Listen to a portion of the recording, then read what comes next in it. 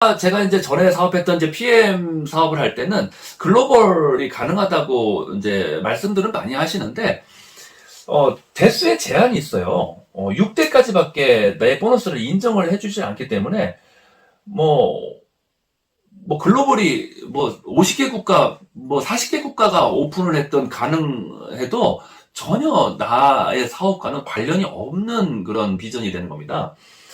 어, 뉴스키는 5대까지 안에서 보너스를 가져가는 거고요. 그리고 PM 같은 경우는 6대 안에서 보너스를 가져가고, 그리고 또 6대 안에 있는 매출을 가지고, 승급을 결정해요. 내가 승급을 해야 되는데, 6대 안에서는 매출이, 저조한데, 7대, 8대에서 엄청난 매출이 발생을 했습니다. 그리고 또, 이 슈퍼맨 같은 파트너는 6대 안에서는 안 나오는데, 어, 7대, 8대, 9대에서는 또 슈퍼맨 파트너가 또 등장을 하기도 합니다. 그러다 보니까 PM 사업을 하시는 사장님들 중에서는 가끔씩 그런 막 한숨을 푹푹 쉬시면서 나는 왜 이렇게 재수가 없고 왜 이렇게 사업이 잘 안 되는지 모르겠어요. 왜 그러세요? 이렇게 제가 여쭤보니까 제 6대 안에는 다 쓸모없는 인간들밖에 없어요. 다 부업하고 있고, 그리고 라인도 한 라인밖에 못 만들고 아주 그냥 브레이커 어웨이 방식이죠. 90년대 만들어진 이 보상 플랜. 독일 PM도 그렇고요. 또 아메이, 허블라이프, 뉴스킨, 에이시엔 다 90년대 창립이 되었고 그때는 브레이크 어웨이 보상밖에 없었습니다. 그렇기 때문에 당연히 브레이크 어웨이 보상이고 특징은 깊이의 제한이 있습니다. 그리고 또 두 번째 특징은 넓이의 제한이 없기 때문에 더 많은 보너스를 받고 싶다면은 리크루팅을 계속 해야 되는 겁니다. 5년, 10년을 사업했지만, 리크루팅을 하기 위해서, 전국을 뛰어다닐 수밖에 없죠. 실제로 또 주위에서도 그렇게 오랜 기간 동안 사업을 하셨는데도 항상 보면은 기차 안이에요. 끄떡하면은 SRT, KTX를 그렇게 정말 1년에 한 수백 번 타나 봐요. 지금 한 8년째 그렇게 네트워크를 하는데도 그렇게 맨날 전화드리면 기차 안이래요. 네. 이런 식으로 넓이의 제한이 없습니다. 이렇게 계속적으로 리크루팅을 해야 되고요. 그리고 또 세 번째 브레이커 어웨이의 특징 중에 하나는 파트너와 내가 직급이 같아지면 같아질수록 적은 비율의 보너스를 가져갑니다. 예를 들어서 파트너의 하부 매출이 10억이 떴어요. 그리고 파트너는 5% 보너스를 가져가는 직급자고 나는 10% 보너스를 가져가는 직급자예요. 그러면은 5% 주고 나머지 차이만큼만 내가 가져가는 거예요. 그래서 10억에서 차이가 5%다. 그럼 10억에서 5%, 500만 원만 나의 보너스가 되는 거죠. 근데 이 파트너님이 사업을 너무너무 열심히 잘하셔가지고 나하고 같은 직급이 됐어요. 나도 10% 가져가는데 이 파트너도 10% 가져가요. 그러면은 나는 이 파트너 조직에서 10억이 뜨든 100억이 뜨든 1000억이 뜨든 10원도 못 가져갑니다. 브레이커 어웨이. 길이 깨지는 겁니다. 그래서 동급이거나 파트너가 높은 직급일 때는 10원도 못 가져가게 만들어 놓은 이 보상이 90년대에 만들어진 브레이커 어웨이, 아메이, 독일 PM, 뉴스킨, 허벌라이프, 에이시엔 대표적인 회사들입니다. 네. 이러한 부분들을 좀 말씀드리기는 너무 죄송하지만 이 사업을 하고 계시는 사장님들께서는 불쾌하게 생각을 하실 수도 있지만 회사를 선택하시는 분들에게는 또 말씀을 드릴 필요가 있기 때문에 이렇게 좀 특징을 말씀을 드렸습니다. 네, 너그럽게 이해해 주시고요. 자, 그러한 브레이커 어웨이와 다르게 이 애터미 보상 플랜은 바이러니 방식을 하고 있고요. 깊이의 제한이 없습니다. 특히 이제 한 가지만 더 말씀을 드리자면은 이 브레이커 어웨이에서 이 대수의 제한이 있다 보니까 예를 들어서 나 자신이 이렇게 있고 한 분을 소개했는데 이 한 분이 또 한 분을 소개했어요. 근데 이분은 굉장히 사업을 잘하시고 열심히 하셔갖고 한 20라인 만들었어요. 그리고 또 이분도 또 한 10라인 만들었어요. 이분은 한 15라인 만들었어요. 그래서 여기서부터는 굉장히 큰 삼각형이 만들어졌어요.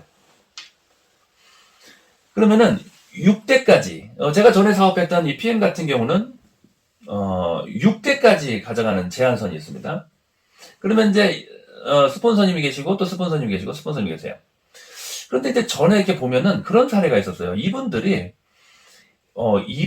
통해서 이분이 나와서 사업이 엄청난 매출이 발생했기 때문에 이분을 저는 많이 대우해주고 많이 존중해주고 그럴 거라고 생각을 했는데 한 번은 이제 어떤 이분들이 같이 계시는 모습을 봤는데 이분들이 이 한라인 소개하신 이분을 굉장히 좀 이렇게 말을 함부로 하기도 하시고 무시하기도 하고 사람들 앞에서 무안을 주기도 하고 또 뭐 둘이 있을 때는 뭐 사업 그딴 식으로 할 것 같으면 그만두세요 막 이러기도 하고 굉장히 좀 막 지적을 많이 하시더라고요. 그래서 이제 굉장히 스트레스를 받고 굉장히 서운함을 느끼셔서 막 눈물을 흘리시고 그렇게 이제 커피숍에서 저한테 하소연을 하셨는데 아니 왜 그렇게 우리 사장님을 미워하시는 거예요? 사장님처럼 이렇게 천사 같으신 분을 제가 이렇게 여쭤봤더니 이분들 입장에서는 이렇게 사업을 한 라인밖에 못 펼치고 보너스를 한 지금 500만 원 정도 가져가고 계시는데 나 같은 사람 때문에 본인들이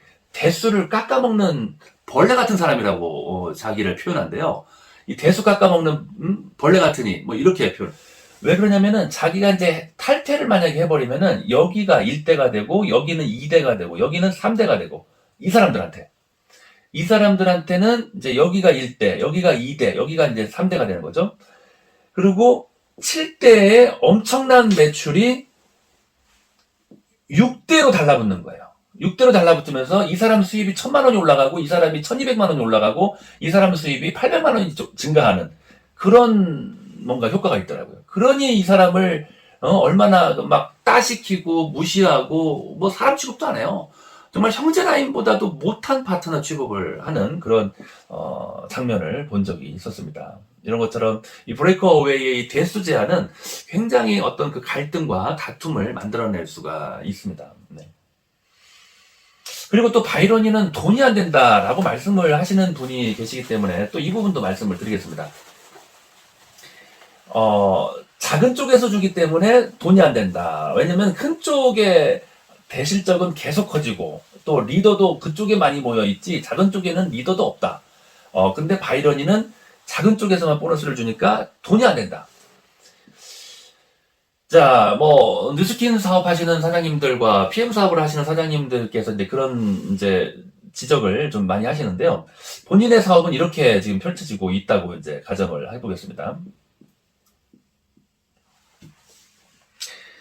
본인은 이제 이 대실적 매출에서도 뭐 PM은 2%고 또 이제 뉴스킨은 4% 지급을 하는데 물론 PM은 이제 3에서 5% 곱하기 0.51 2분의 1이라는 뜻입니다. 그렇기 때문에 1.5에서 2.5%를 주는 겁니다. 평균 2%의 6세대 보너스를 주기 때문에 여기서는 2%라고 표현을 하겠습니다.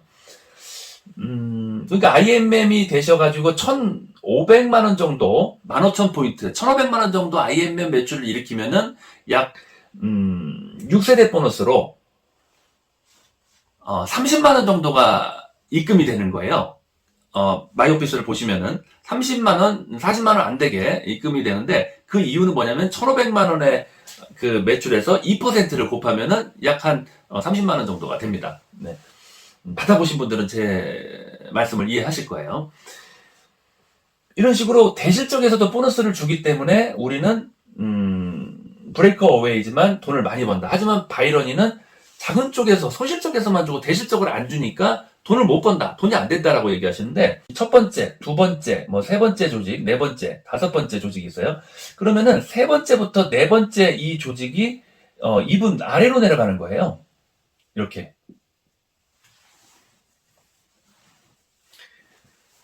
그렇기 때문에 양쪽을 비교해가지고 이쪽이 작으면 이쪽 거를 보너스를 가져가는 거고요. 이쪽이 작으면 이쪽 걸 보너스를 가져가는 거고요. 뭐 이쪽이 작아서 이쪽을 보너스를 가져가면은 그렇게 브레이커 어웨이 사업을 하시는 PM 사장님들이 여기 있는 보너스를 가져가는 것만큼 바이러니도 이렇게 다 가져가기 때문에 작은 쪽을 준다고 해서 그렇게 꼭 단점만 있는 것은 아닙니다. 돈이 안 되는 것은 아니에요.